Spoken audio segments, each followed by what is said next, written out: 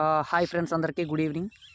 So ఎవరైతే SSC జీడీలో select అయ్యి Assam rifle vacancy Assam rifle వచ్చిందో సో వాళ్ళ కోసం అయితే ఈ వీడియో. అలాగే ఎవరైతే ఎస్ఎస్సికి ప్రిపేర్ అవుతున్నారో అస్సాం రైఫిల్ జాబ్ ఎక్కబోయి కొట్టబోతున్నారో వాళ్ళకైతే అందరికి కూడా ఈ video. Assam rifle job profile అయితే ఈ వీడియో అయితే మనం తెలుసుకోబోతున్నాం. ఎవరైతే ఫస్ట్ టైం మన ఛానల్ చూస్తున్నారో ఛానల్ అయితే సబ్స్క్రైబ్ చేసుకోండి.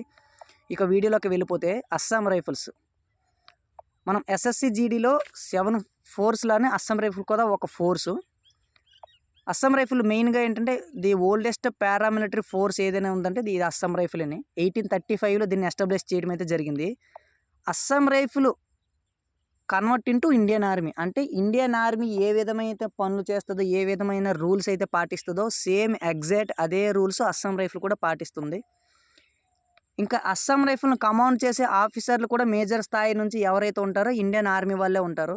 అస్సాం రైఫిల్ ట్రైనింగ్కి వెళ్ళే వాళ్ళు కూడా అక్కడ ట్రైనింగ్ సెంటర్లు అనేవి ఖాళీ లేకపోతే ఇండియన్ ఆర్మీ ట్రైనింగ్ సెంటర్లు కూడా ట్రైనింగ్ చేసి మళ్ళీ అస్సాం రైఫిల్కి తిరిగి వచ్చే ఛాన్సెస్ కూడా చాలా వరకు ఉంది.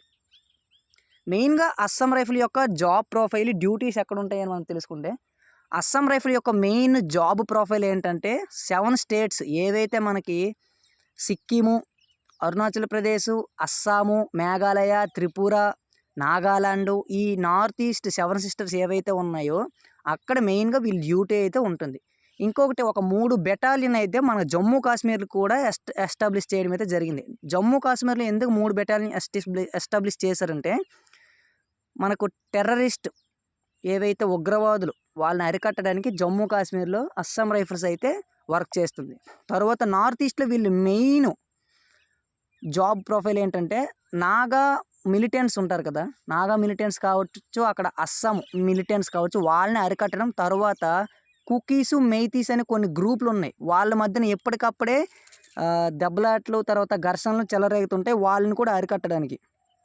తరువాత బంగ్లాదేశ్ నుంచి వేరే పాకిస్తాన్ ఇటువైపు నుంచి, తర్వాత చైనా నుంచి అటువైపు అరుణాచల్ ప్రదేశ్ అటువైపు నుంచి మనకి మత్తు పదార్థాలు, డ్రగ్స్, తర్వాత వేరే వేరే మనకి మత్తు పదార్థాలు కావచ్చు, డ్రగ్స్ కావచ్చు, మనీ కావచ్చు, అలాగా మనకు చలామణి అవుతుంటాయి అంటే ఇల్లీగల్గా. సో వాటిని అరికట్టడానికి అస్సాం రైఫిల్స్ అనేది పెట్రోలింగ్ చేస్తూ ఉంటుంది. ఇంకొకటి మెయిన్ ఏంటంటే అస్సాం రైఫిల్ ఎలక్షన్ డ్యూటీ కూడా చేస్తుంది అస్సాం రైఫిల్ అనేది.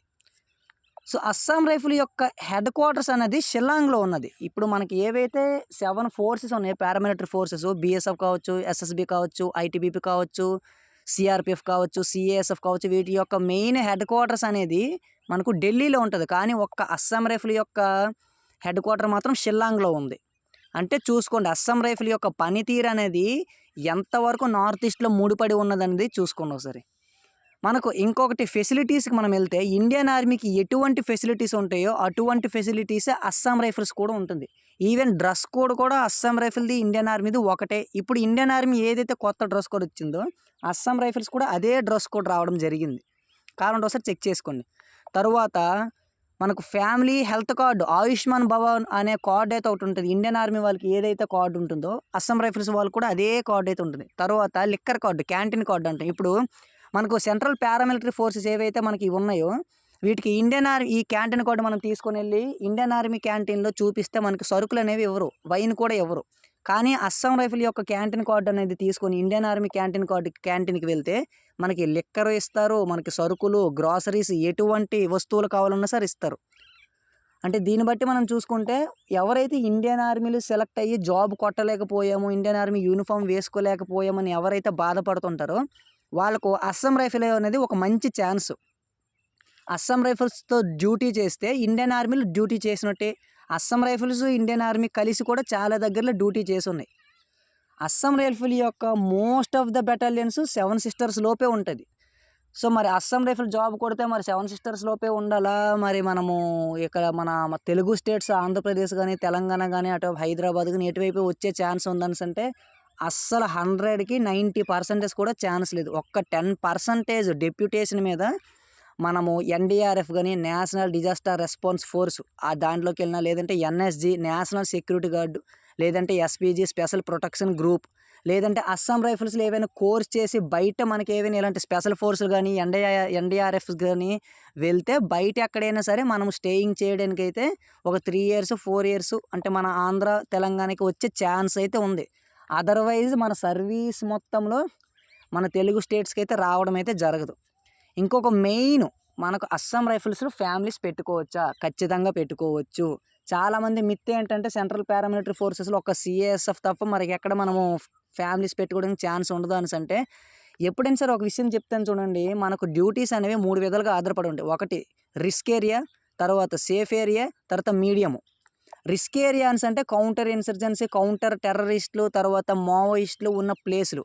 తర్వాత మీడియం రిస్క్ కొన్ని ప్రాంతాల్లో ఉంటుంది, కొన్ని ప్రాంతాల్లో రిస్క్ అనేది ఉండదు. తర్వాత main safe area. Safe area అంటే హెడ్ క్వార్టర్ దగ్గర మనకు నేపాల్ బార్డర్ ఉంది. నేపాల్ బార్డరు, తర్వాత మయన్మార్ బార్డరు అటు దగ్గర డ్యూటీలు చేస్తే మనకు ఫ్రెండ్లీ కంట్రీస్ కాబట్టి మనకు అక్కడ రిస్క్ అనేది ఏముండదు. అలాంటి ప్రదేశంలో మనకు బెటాలియన్లు ఉంటే మన యూనిట్ దగ్గర ఫ్యామిలీ క్వార్టర్స్ అనేది ఇస్తారు. ఎప్పుడైనా సరే ఫ్యామిలీ క్వార్టర్స్ అనేది ఖచ్చితంగా ఇస్తారు. కాకపోతే అది మన పోస్టింగ్ పైన బేస్ అయ్యి అయితే ఉంటుంది.